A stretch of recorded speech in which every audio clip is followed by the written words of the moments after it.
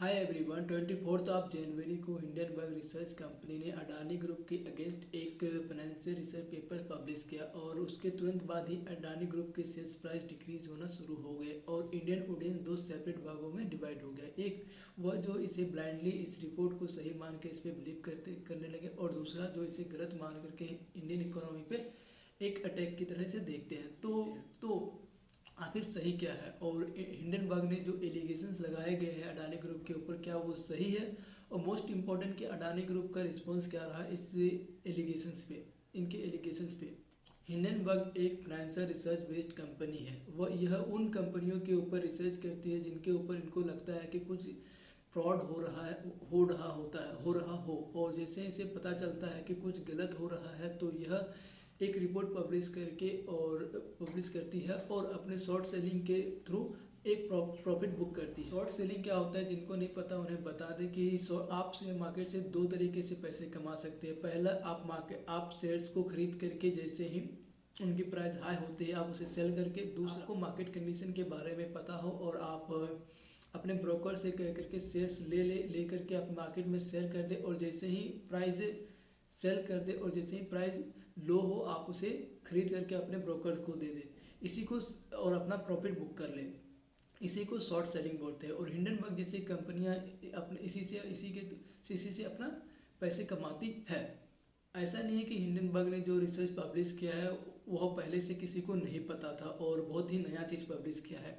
Market में पहले से भी ऐसी इंफॉर्मेशन फ्लो हो रहा था, बट हिंडनबर्ग ने एक स्ट्रक्चर वे में इसे पब्लिश किया है जिसके कारण अडानी ग्रुप की शेयर्स प्राइस इतनी कम प्राइस में हो गए। हिंडनबर्ग ने कुछ एलिगेशंस लगाए गए हैं और 88 क्वेश्चंस अडानी ग्रुप से पूछे हैं जिनका रिस्पांस अडानी ग्रुप ने भी दिया है। तो हम इस वीडियो में हिंडनबर्ग की एलिगेशंस और अडानी ग्रुप के रिस्पांस दोनों को एक साथ बात करते हुए चलेंगे। हिंडनबर्ग का फर्स्ट एलिगेशन है कि अडानी ग्रुप की जो शेयर्स प्राइस है वो ओवर वैल्यूड है और छह लिस्टेड कंपनी में चार कंपनियों की जो करंट रेशियो है वो एक से भी कम है। करंट रेशियो निकालते हैं total current liability divided by total current asset से।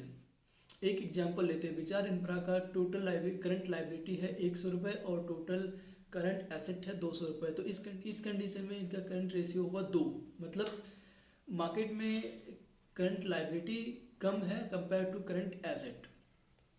एक को आइडियल रेशियो माना जाता है, बट अडानी ग्रुप के 6 में से चार कंपनीज की जो करंट रेशियो है वो एक से भी कम है, जो रिस्क को दिखाता है कि जो ओवर वैल्यूड की बात की जा रही है वो अडानी ग्रुप की जो शेयर्स है वो 3 सालों में बहुत ज़्यादा ही इंक्रीज किया गया है। दूसरा एलिगेशन यह है कि अडानी ग्रुप एक फैमिली बिजनेस ग्रुप है, इसे एक फैमिली कंट्रोल करती है।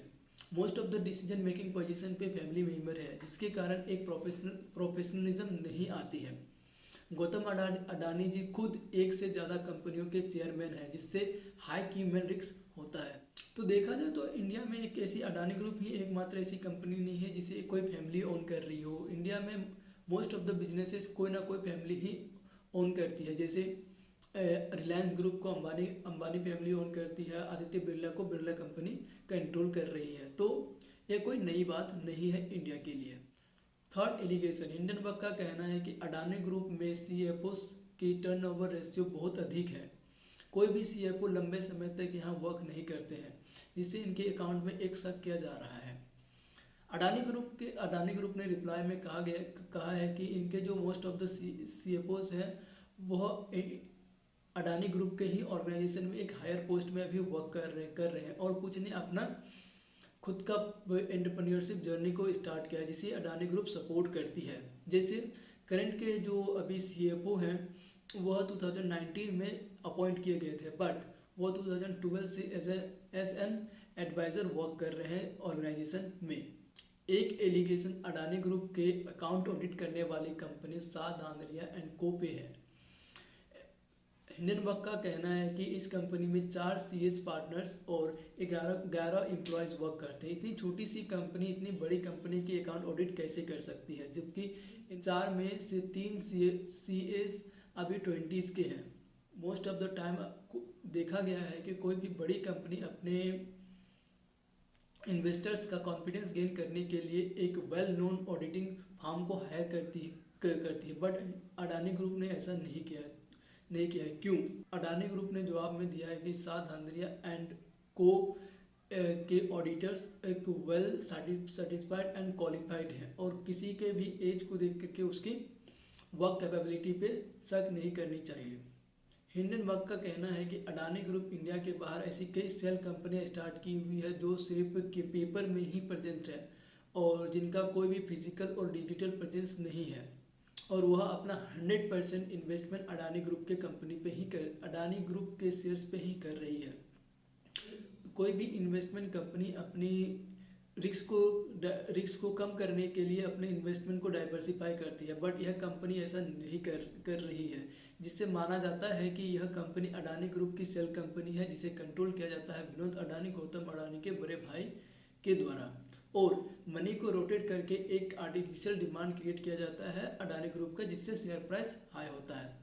अडानी ग्रुप ने रिप्लाई में कहा है कि कोई भी लिस्टेड कंपनी के पास यह कंट्रोल नहीं होता है कि उनका शेयर्स को कौन बाय कर रहा है, कौन सेल कर रहा है, कौन ओन करती है और उनका सोर्स ऑफ फंड क्या है, और ग्रुप कोई भी कमेंट करना नहीं चाहती है पब्लिक ट्रेडिंग बिहेवियर पैटर्न पे। ऐसे ही कुछ और एलिगेशंस लगाए गए हैं जिनका रिस्पांस भी अडानी ग्रुप ने दिया गया है। तो मैं आपकी हेल्प के लिए वीडियो की डिस्क्रिप्शन में हिंडनबर्ग की रिपोर्ट और अडानी ग्रुप की रिस्पांस दोनों को अटैच कर दे रहा हूं, जो आपको हेल्प करेगी इस टॉपिक को बेटर समझने में। लास्ट में, अगर आपको हमारे वीडियो से कुछ वैल्यू मिलती है तो प्लीज़ चैनल को सब्सक्राइब करें और अपना फीडबैक कमेंट में दें। आपका फीडबैक हमें हेल्प करेगी अपने वीडियो को बेटर बनाने में। Thanks for watching. जय हिंद।